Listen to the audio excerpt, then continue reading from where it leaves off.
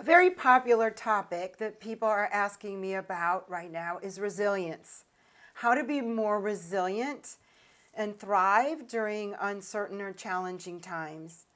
Certainly, the concept of resilience is about how we react to stressful events. How do we manage or cope with things that are challenging? And it's mostly referring to our mental mindset in addition to our behaviors. I would say the most important thing, though, is our mental mindset. So, what I do is I use a model that was clinically developed by researcher Paul Bartone and also Stephen Stein, and it's currently owned by MHS Incorporated. It's called the Hardiness Resilience Gauge. And I like to dovetail that concept with emotional intelligence and the skills that are present in the EQI 2.0 that Dr. Ruben Barone came up with. So the three concepts from Hardiness Resilience Gauge are challenge, control, and commitment. So what is challenge? By the way, this is what got me through the pandemic personally.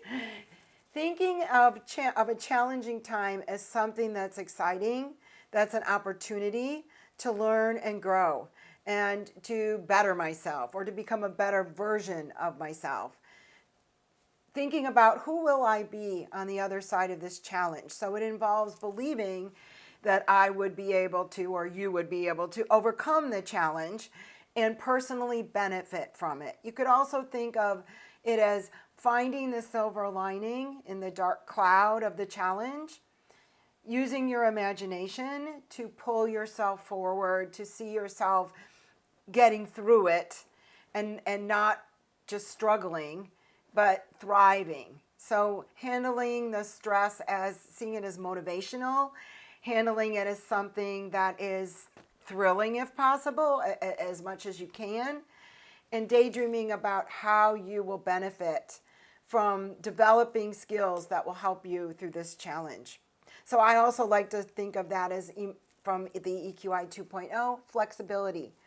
You have to be emotionally flexible to roll with the punches because there are things outside of your control when you're in a challenge, which brings us to control. And a lot of times that involves also the concept of assertiveness for me, because it's the focus of what is within my control and what is outside of my control about this current challenge, or something I'm trying to get through to become this better person. If we focus on the things that are outside of our control, it probably makes sense to you, we won't get very far. It's so much better to focus or to take action steps on the things that are within our control, which is usually your mental mindset, the work that you can do, taking steps to help move forward. So for instance, during the pandemic, myself, like many other coaches, we made our presentations and workshops online, virtually, webinars. That was taking a step that was inside of my control because I was certainly able to convert what I usually did in person as to online. So just as an example, which also leads into commitment. Commitment is the third concept in the Hardiness Resilience Gauge model.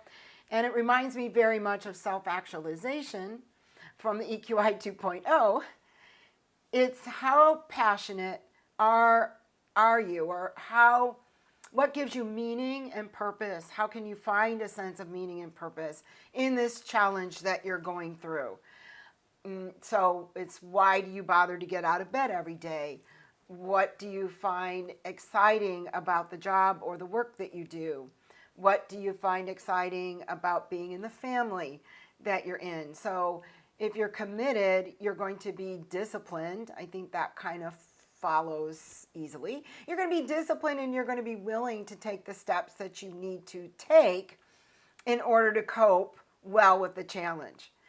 So all of this, and again, is in a big bundle of how well you cope with stress. So to go back to that concept, seeing something stressful as an opportunity to change, to grow, to test out your coping skills.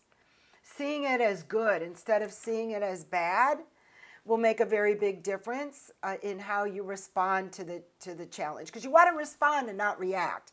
If you're only reacting, that kind of implies you might not be as effective, or you might not be as productive, because you might be being impulsive and kind of just like flying off the cuff.